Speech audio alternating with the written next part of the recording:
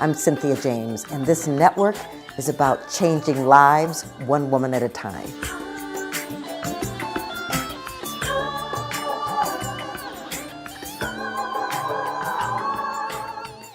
Hello and welcome to Women Awakening. I'm your host, Cynthia James, and I'm honored that I get to bring to you women that inspire me, women that lift me up, women that are change makers on this planet. And they're also portals of awakening for you, where you get to see possibility and potentiality. So I'm grateful. We do this every week. You meet a new woman every week. We are on Spotify, iTunes, iHeart, Spreaker, Amazon, YouTube. Subscribe and come back and just be taken to a whole nother level of inspiration. My guest today is Cheryl Grace. She is a highly sought after executive coach and speaker. She's committed to coaching women on how to be their best multidimensional selves, unapologetically fabulous at work, in love, and at home. With a corporate career that spanned 25 plus years as a global brand strategist, managing high-stake projects, Cheryl provided strategic counsel to Fortune 500 clients, C-suite executives, and elected officials. And during her years as a corporate powerhouse, she was regarded as a pioneer who shifted the narrative and changed the way the nation and corporations regarded Black America's spending power and cultural influence. And she did that long before it was trendy. So as the CEO and founder of Powerful Penny LLC, a transformative lifestyle brand that provides empowerment, resources, online courses, workshops, and executive coaching services, Cheryl has refocused her work from successfully transforming corporate reputations to transforming individuals striving for the next level of advancement. You may have seen her in Black Enterprise Magazine's 50 Most Powerful Businesswomen, or a remarkable person by the Chicago Tribune, and a distinguished alum by Purdue University. So, Cheryl, I'm so glad you're here. And I just want to say about your resume, wow. Really. I am so honored to be here and flattered that you think of me as one of the inspirational women that you have opted to include on your fabulous podcast. So thank you. Thank you. So let's just start. Where did you come from? Where were you born? I don't think you probably came on the planet saying I'm going to be a change maker in the world of business.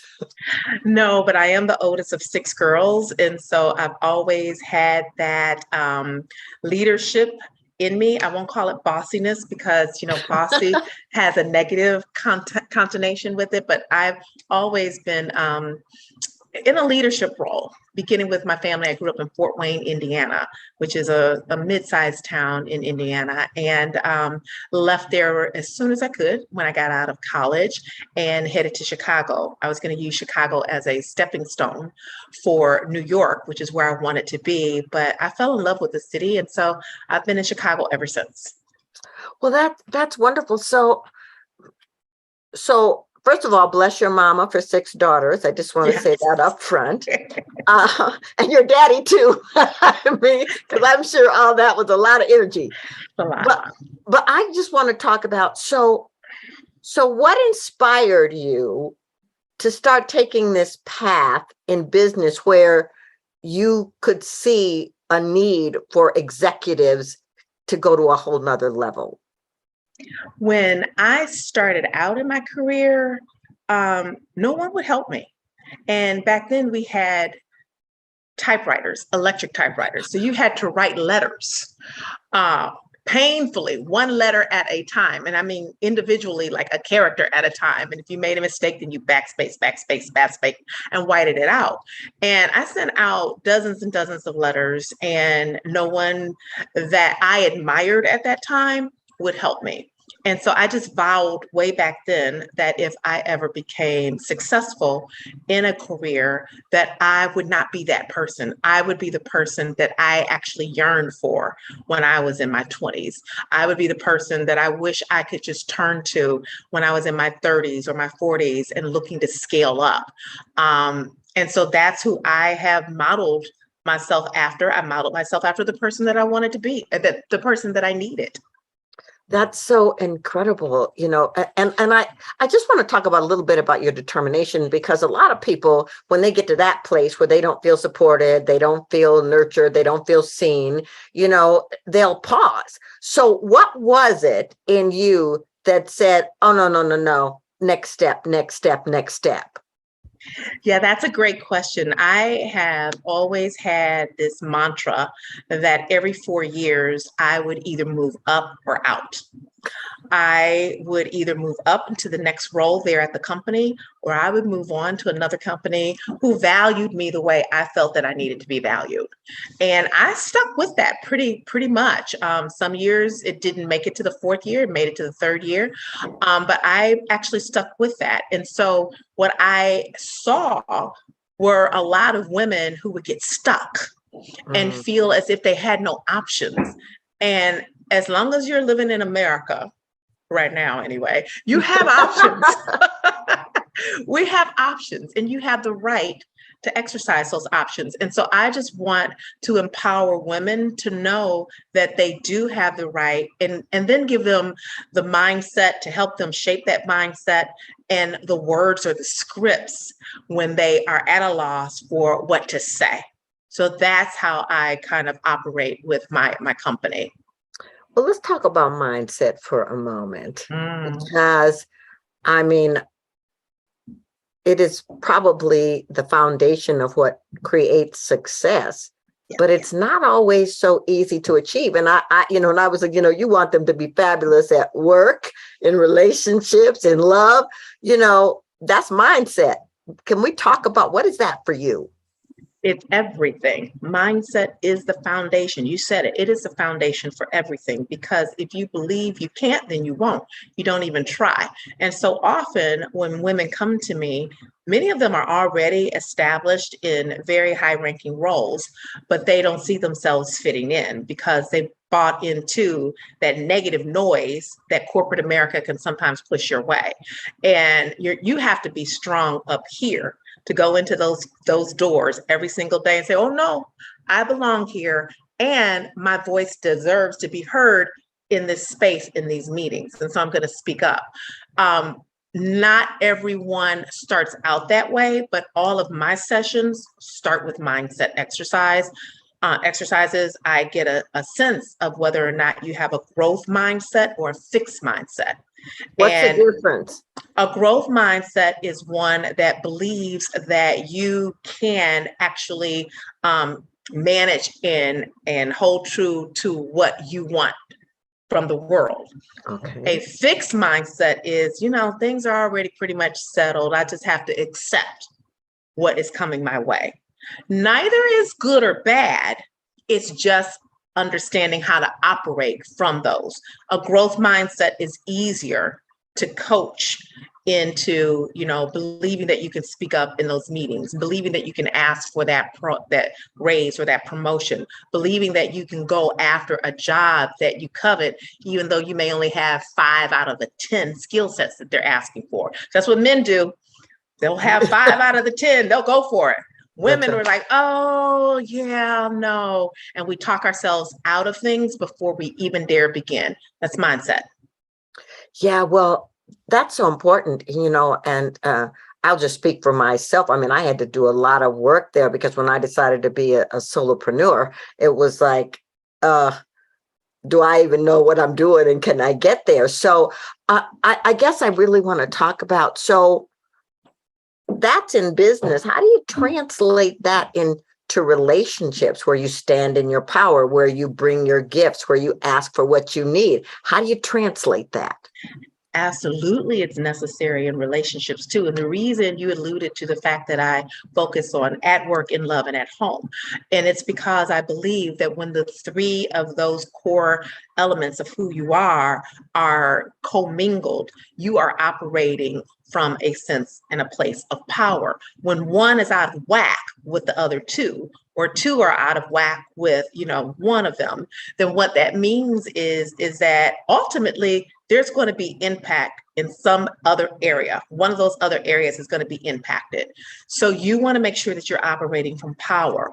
When you're single, it is as simple as saying to yourself, and I shouldn't say simple because it really is not simple. It takes a commitment to working to get to that point. But you want to reassure yourself, I am deserving of the healthy, monogamous, committed relationship that I desire.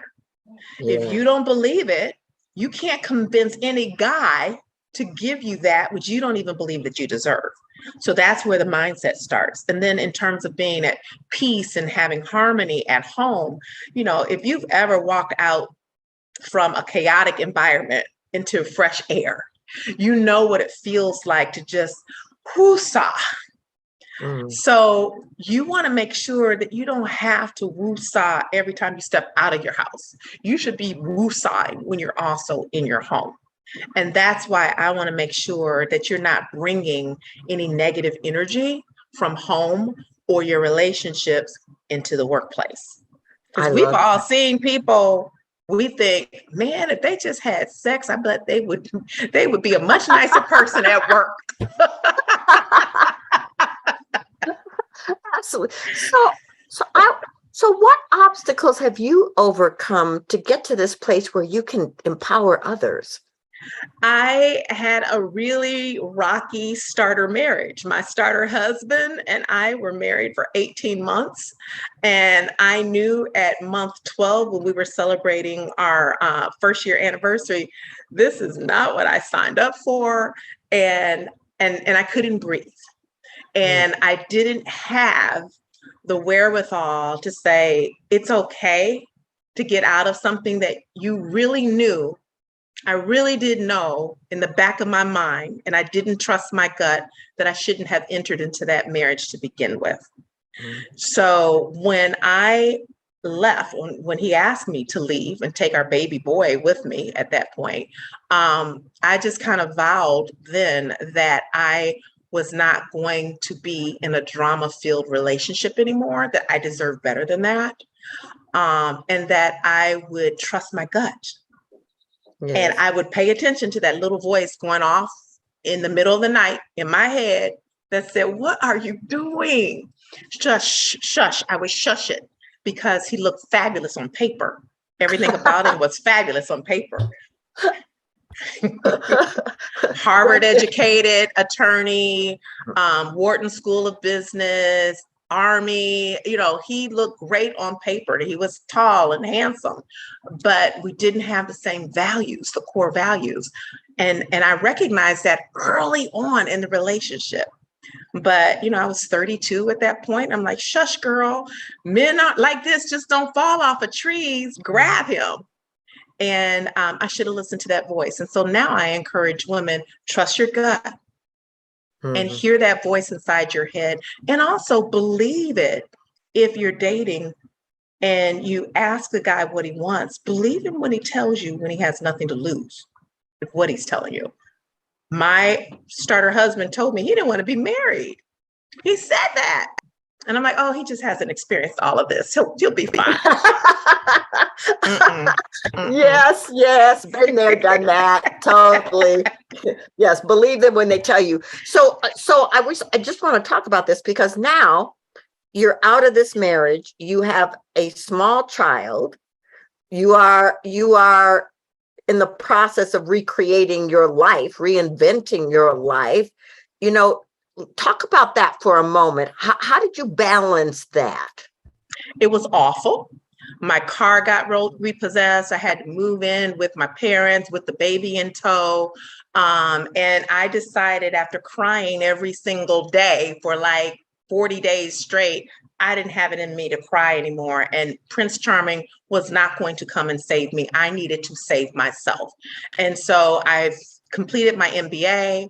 I started following Dr. Wayne Dwyer, and started focusing on the inside and what I needed to do to fix my situation and how I needed to present myself to the world. So, and then I got bold, because at that point I had nothing to lose. I lost so much, I didn't have anything to lose. And so when this television job opened up that I was wanting, and I was late applying for it, and they basically told me, oh, well, the good news about this job is that everybody has applied for it. We've had more than 150 applications. The bad news about this job is we've had more than 150 applications. So we've had to shut down the interview process, but you can come in for a quick conversation. I don't have anything to lose. So I went in with a spreadsheet of files in a laminated booklet that I put together to show them not only why I was the perfect person for the job, but how they fit into the landscape against other television stations, how they compared. Nobody else was doing that back then. And I took a risk. I was bold. I'm like, it's going to cost me a weekend of my time to do this, versus I could get the job and I could have my dream job. And I got that job.